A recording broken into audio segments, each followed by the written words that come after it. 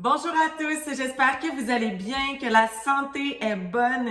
Je veux premièrement vous dire un gros bienvenue sur la chaîne YouTube ou encore sur la plateforme ou encore pour cette nouvelle série de cours.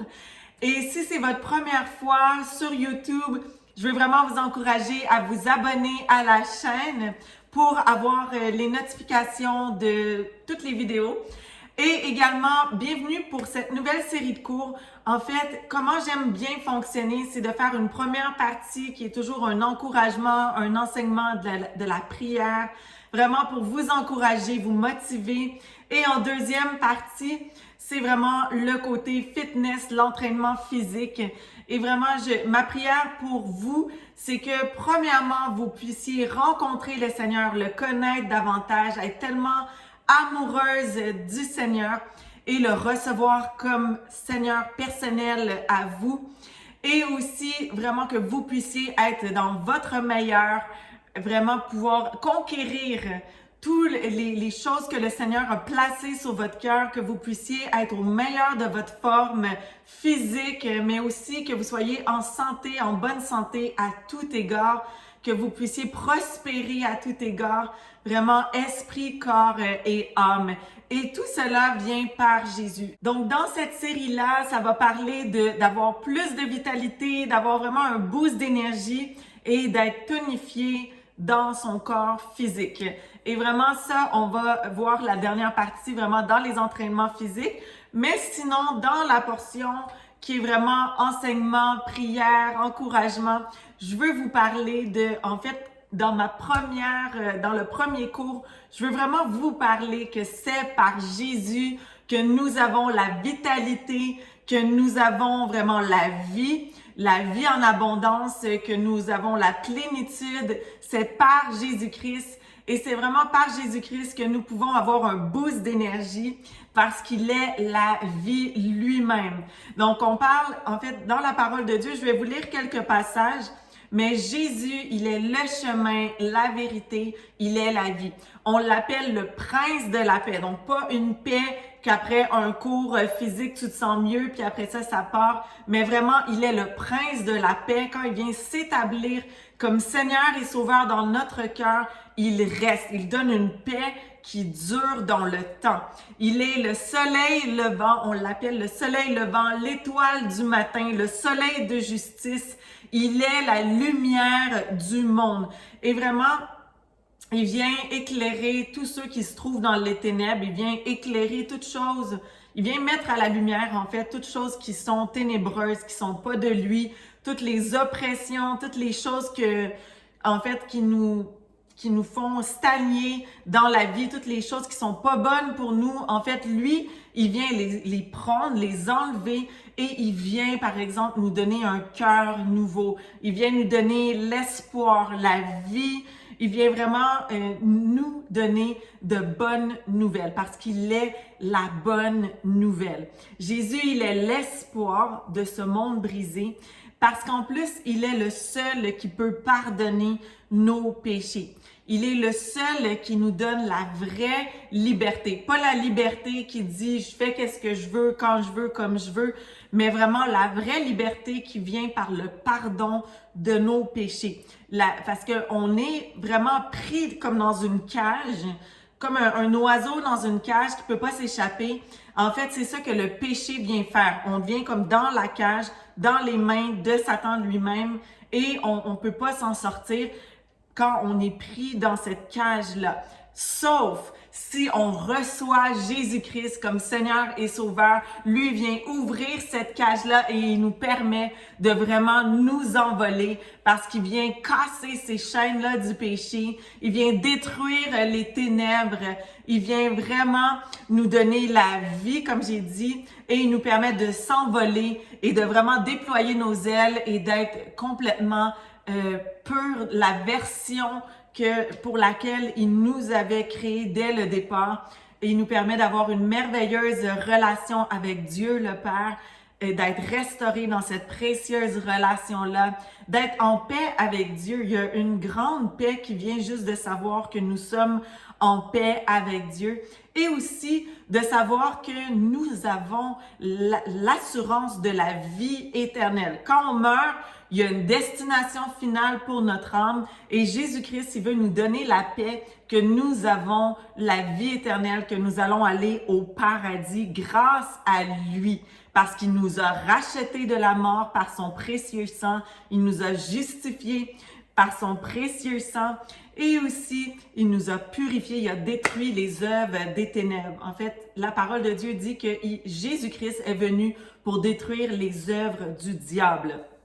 Alors Jésus est venu pour nous sauver de la mort et de l'enfer.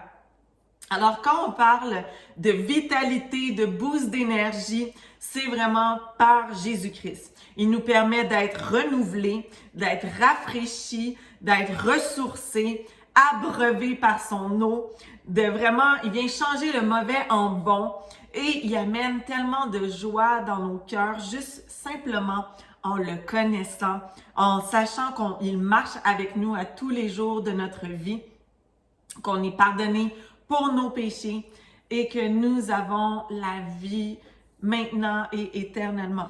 Je vais commencer en lisant quelques passages bibliques pour juste appuyer qu'est-ce que j'ai mentionné. Et le premier passage que j'avais à cœur de lire, c'est dans Jean, chapitre 1, et je vais lire de 1 à 17. Et ça dit, au commencement, la parole existait déjà. La parole était avec Dieu et la parole était Dieu. Elle était au commencement avec Dieu. Tout a été fait par elle et rien de ce qui a été fait n'a été fait sans elle. En elle, il y avait la vie et cette vie était la lumière des êtres humains. Donc Jésus, il est la vérité et la vie. Il est notre lumière. C'est lui qui amène l'espoir dans nos cœurs. C'est lui qui nous a donné la vie. La lumière brille dans les ténèbres et les ténèbres ne l'ont pas accueillie. Il y eut un homme envoyé par Dieu, son nom était Jean. Il vint comme témoin pour rendre témoignage à la lumière afin que tous croient par lui. Il n'était pas la lumière, mais il vint pour rendre témoignage à la lumière. Cette lumière, qui est Jésus, était la vraie lumière qui, en venant dans le monde, éclaire tout être humain. Elle était dans le monde et le monde a été fait par elle. Pourtant, le monde ne l'a pas reconnue. Elle est venue chez les siens et les siens ne l'ont pas accueillie. Mais à tous ceux qui l'ont acceptée, à ceux qui croient en son nom, elle a donné le droit de devenir enfants de Dieu. Puisqu'ils sont nés non du fait de la nature, ni par une volonté humaine, ni par la volonté d'un mari, mais qu'ils sont nés de Dieu. Et la parole s'est faite homme en Jésus. Donc, Jésus est vraiment venu, il a marché sur la terre sous l'apparence d'un homme. Il était, oui, à la fois Dieu et homme, mais quand il est venu et qu'il a marché sur la terre, il s'est dépouillé de toute sa divinité. Donc, elle a habité parmi nous, pleine de grâce et de vérité, et nous avons contemplé sa gloire, une gloire comme celle du Fils unique venu du Père. Jean lui a rendu témoignage et s'est écrié: c'est celui à propos duquel j'ai dit, celui qui vient après moi m'a précédé, car il était avant moi. Nous avons tous reçu de sa plénitude et grâce sur grâce. En effet, la loi a été donnée à travers Moïse, mais la grâce et la vérité sont venues à travers Jésus-Christ. Amen. Ensuite, je vais vous lire dans Jean 4. Et c'est Jésus qui rencontre la femme samaritaine. Et je vais avancer dans l'histoire. Vous pourrez la lire au complet. Et je vais lire à partir du verset 10. Et ça dit, Jésus lui répondit, « Si tu savais quel est le cadeau de Dieu et qui est celui qui te dit, donne-moi à boire, tu lui aurais toi-même demandé à boire et il t'aurait donné de l'eau vive. » Parce que Jésus est allé voir la femme samaritaine et il lui a demandé de l'eau. « Seigneur, lui dit la femme, tu n'as rien pour puiser et le puits est profond. D'où aurais-tu donc cette eau vive? Es-tu toi plus grand que notre ancêtre Jacob qui nous a donné ce puits et qui a bu de son eau lui-même, ses fils et ses troupeaux? » Jésus lui répondit, Toute personne qui boit de cette eau-ci aura encore soif. En revanche, celui qui boira de l'eau que je lui donnerai n'aura plus jamais soif. Et l'eau que je lui donnerai deviendra en lui une source d'eau qui jaillira jusque dans la vie éternelle. La femme lui dit, Seigneur, donne-moi cette eau afin que je n'aie plus soif et que je n'ai plus à venir puiser ici. Va appeler ton mari, lui dit Jésus, et reviens ici. Donc, on va arrêter l'histoire ici, je vous laisse la continuer. Mais Jésus, il nous donne l'eau de la vie par son Saint-Esprit. Il vient vraiment nous renouveler, nous rafraîchir. Et c'est vraiment grâce à la parole de Dieu aussi, il nous permet d'être renouvelés à tous les jours, d'être rafraîchis et de vraiment être remplis de vitalité grâce à lui. Son esprit nous donne la vie. On va lire maintenant dans Jean 8, 12.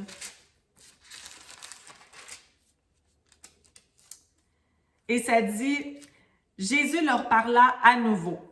Il dit, je suis la lumière du monde. Celui qui me suit ne marchera pas dans les ténèbres, mais il aura au contraire la lumière de la vie. Donc, vraiment, Jésus amène la lumière, l'espoir, la vie en abondance en nous. Maintenant, je vais lire dans Matthieu 5, versets 13 à 16. Donc, Matthieu 5, versets 13 à 16. Et ça dit, « Vous êtes le sel de la terre. Mais si le sel perd de sa saveur, avec quoi la lui rendront-on? Il ne sert plus qu'à être jeté en dehors et piétiné par les hommes. Vous êtes la lumière du monde. Une ville située sur une montagne ne peut pas être cachée et on n'allume pas non plus une lampe pour la mettre sous un seau. Mais on la met sur son support et elle éclaire tous ceux qui sont dans la maison. Que de la même manière, votre lumière brille devant les hommes, afin qu'ils voient votre belle manière d'agir et qu'ainsi ils célèbrent la gloire de votre Père céleste. Et vraiment, c'est grâce à Jésus qu'on peut briller pour lui, avec lui, et qu'on peut briller pour lui donner toute la gloire parce qu'il vient habiter en nous. Donc, Ésaïe 40, verset 29, ça dit « Il donne de la force à celui qui est fatigué et il multiplie les ressources de celui qui est à bout. Les adolescents se fatiguent et s'épuisent, les jeunes gens se mettent à trébucher, mais ceux qui comptent sur l'Éternel renouvellent leur force. » Donc, il nous donne la vitalité. Ils prennent leur envol comme l'aigle, ils courent sans s'épuiser, ils marchent sans se fatiguer. Et dans d'autres versions, ça parle, il donne l'énergie. Donc, gloire à Jésus, c'est lui qui nous donne la force, l'énergie. Donc, peut-être aujourd'hui, vous avez entendu pour la première fois parler de Jésus. Je vais vous donner l'opportunité de le recevoir. Et vous savez, il vous aime d'un amour inconditionnel, d'un amour éternel. Il est vraiment le plus beau cadeau au monde et il vous appelle à la maison. Il veut être avec vous maintenant et éternellement. Et comme j'ai mentionné, il est celui qui amène la vie et la vie en abondance, oui, la plénitude dans notre vie. Et vous savez, on est tous nés pécheurs. On a tous été privés de la gloire de Dieu à cause du péché. Et la parole de Dieu dit que le salaire du péché, c'est la mort éternelle, donc l'enfer. Mais que Dieu, dans tout son amour et sa grâce, il a donné son Fils unique, Jésus, prendre notre place, la punition que nous, on aurait mérité pour nos péchés, mourir à la croix et verser son précieux sang pour que nous puissions être sauvés et avoir la vie éternelle. Donc, par son précieux sang qui a été versé, Jésus est venu briser les chaînes du péché. Il est venu nous purifier, nous pardonner de tous nos péchés et nous racheter de la mort. Et non seulement Jésus a versé son sang à la croix, il est mort à la croix, il a été enseveli, mais au 3e jour, Jésus-Christ est bien ressuscité et il est bien vivant aujourd'hui. Et il frappe à la porte de votre cœur maintenant. Et la parole de Dieu dit que tous ceux qui feront appel à lui seront sauvés. Tous ceux qui feront appel à Jésus-Christ seront sauvés. Alors, pour être sauvés de la mort du péché, donc qui est inévitable à cause qu'on est né pécheur à cause du péché de Adam et Ève. En fait, ça prend deux choses simplement. Il faut premièrement se repentir, lui demander pardon pour nos péchés, prendre la décision volontairement de se détourner du péché et se tourner dans les voies de Dieu, de marcher vers Jésus. Et vous savez, c'est lui qui nous aide à être non pécheurs, à marcher librement sans péché. Et la deuxième chose, il faut croire simplement, croire que Jésus-Christ est Seigneur et que Dieu l'a ressuscité des morts. Alors faites cette prière-là avec moi aujourd'hui, avec votre propre bouche et avec tout votre cœur pour recevoir Jésus-Christ comme Seigneur et Sauveur. Père céleste, vous pouvez répéter après moi. Je te demande pardon pour mes péchés. Jésus-Christ, je te reçois comme Seigneur et Sauveur.